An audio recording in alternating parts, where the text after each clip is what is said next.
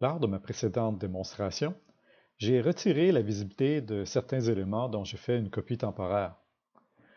Si je lance un rendu de mon animation, ou si je fais le rendu d'une seule image, ces éléments que j'avais enlevé la visibilité apparaissent maintenant au rendu, et aussi je peux remarquer que mon éclairage est changé. Lorsque j'ajuste mon éclairage dans mes travaux, souvent je mets invisible des lumières pour en ajuster d'autres. Et je peux décider que temporairement de garder invisible une lumière, faire des tests d'animation. On analyse les résultats, on les ajuste plusieurs fois avant d'arriver au résultat final. Et cette lumière, même si j'ai enlevé la visibilité ici, elle se trouve à affecter mon image de rendu. Tout comme mes éléments dont j'ai fait une copie temporaire, qui sont invisibles dans ma vue de travail, apparaissent au rendu.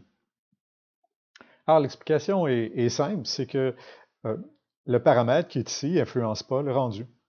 Et si j'écarte ma fenêtre, il n'y a pas d'autres paramètres qui apparaissent. Ils sont cachés ici sous le bouton du filtre. Donc, sous le bouton du filtre, je peux faire apparaître l'option ici qui fait en sorte que on peut manipuler la visibilité des objets pour le rendu.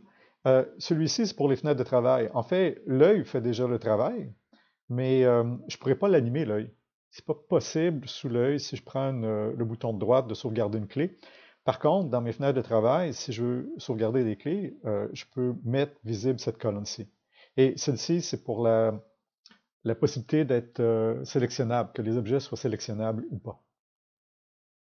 Alors, au niveau de manipuler comme ça les, euh, les paramètres d'affichage, je peux prendre le bouton majuscule au clavier. Lorsque j'appuie sur celui qui est associé à la collection, ça va mettre en même temps visible, invisible, tous les paramètres qui sont sous la collection.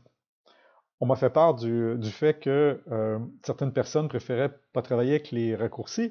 Alors, si je mets mon curseur sur le nom de la collection, au bouton droit de la souris, ben, j'ai la commande de visibilité qui est ici. Hide all inside, donc c'est comme plusieurs autres paramètres, un paramètre qui n'a pas été traduit dans l'interface français.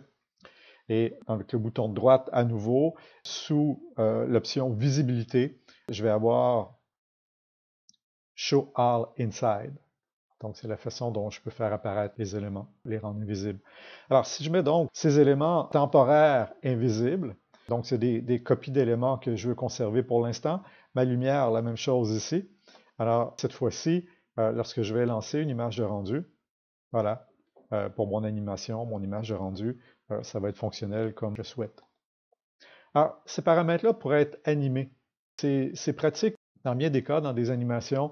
Je ne sais pas, je peux avoir un objet qui va casser, alors je peux avoir l'objet qui est entier et en une image. C'est un objet qui est déjà séparé en plusieurs morceaux qui va apparaître, changer la place. Beaucoup de choses comme ça qu'on fait apparaître, disparaître durant une animation. Il est préférable d'animer la visibilité dans la vue Outliner plutôt que d'animer la transparence du matériel qui va allonger le temps de rendu et qui peut faire aussi des réflexions de lumière. Il faut prendre le bouton de droite de la souris et insérer une image clé. Donc, je viens d'insérer une image clé sur la caméra, donc ça va agir sur mon rendu.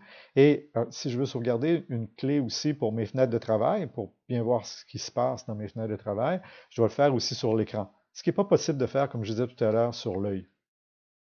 Alors, donc, j'ai sauvegardé deux images ici, deux images clés.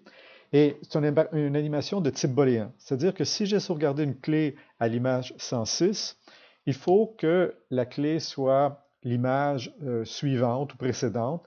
C'est pas possible de faire une interpolation. C'est un peu comme un interrupteur, c'est pas un gradateur ou un rhéostat.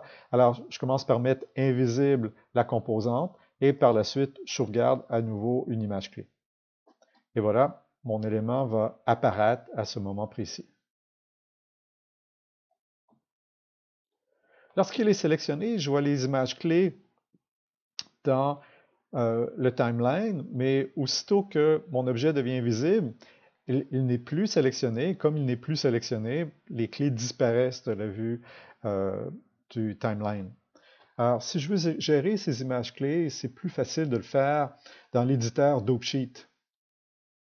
Dans l'éditeur DopeSheet, je peux ouvrir à gauche ici les les éléments qui sont animés sont bien identifiés. Donc, je peux voir ici la ligne ici, c'est activer, désactiver les images de rendu, activer et désactiver dans les vues.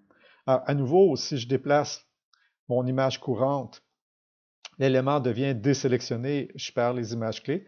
Mais si j'ai pas beaucoup d'éléments dans ma scène qui sont animés, je peux enlever ici l'option qui est d'afficher les animations que des éléments sélectionnés.